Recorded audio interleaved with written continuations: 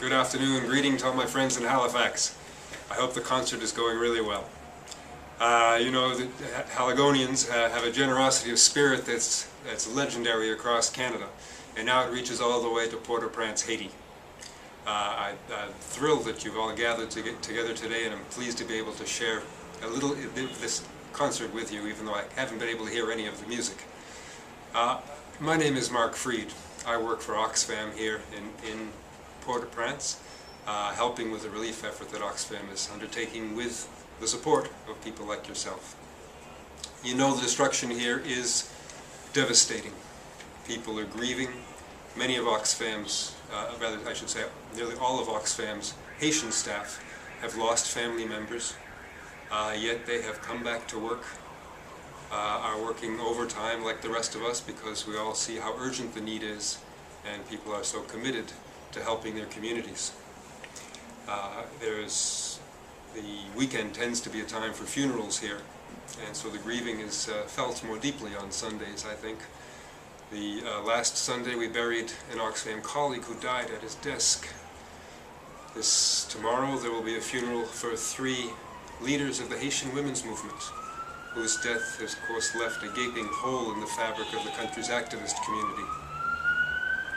But besides losing loved ones and cherished colleagues, many people have lost everything they own, everything they sweated for their entire lives. And it's easy to despair. What keeps people's spirits up is knowing that there are people like yourselves halfway around the world who care, who simply care enough to lend a hand. I get to visit the makeshift camps where people have taken refuge in Port-au-Prince now and again. And these camps are in vacant lots, they're in churchyards, they're on a golf course, wherever there's open space that people could gather, because where there isn't rubble blocking the way, and they could set up a small campsite. People are living cheek by jowl, and in whatever shelter they could cobble together. It's uncomfortable. In the smaller ones, I'd say people have an easier time organizing themselves in order to live together. Many of them in the smaller ones are from the same neighborhood, or they know each other, they're from the same church perhaps, and I think they have an easier time organizing themselves to cope. In the larger ones it's more difficult. People have been thrown together just by the winds of fate, such as on the golf course where there are 50,000 people trying to live on the fairway in very difficult conditions. And sadly, we know that they're going to be living there for a fairly long time, maybe 3 or 4 years. We don't know, because rebuilding a city is a very long task. Where I was headed with that is that every time I visit these camps, I'm always struck that people come up to tell me how much they appreciate the help. They wish they didn't have to ask for help. They tell me this. They're so glad to know that there are people there who care, people there who know about their plight and who care. So I want to pass on that thanks to you. I should also note that it's not all doom and gloom in the camps.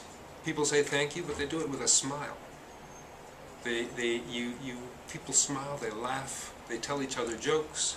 You see children playing, and there are soccer games going on. You get a feeling that despite everything that's happened, people are going to get through this, that they're going to find a way through. As I guess people do. We humans have an enormous capacity for suffering. But for now, the solidarity of the world, your solidarity is essential if Haiti is going to survive. And very, very soon, I would say, thanks to you, Haitians will again take control of their lives and build themselves a better country, better than they had before the quake. So I want to thank you for your help. I want to wish you well. I hope you enjoy the rest of the concert, and maybe you'll record it so I get to hear it too when I come home. Thanks again. This is Mark Fried from Oxfam in Port-au-Prince.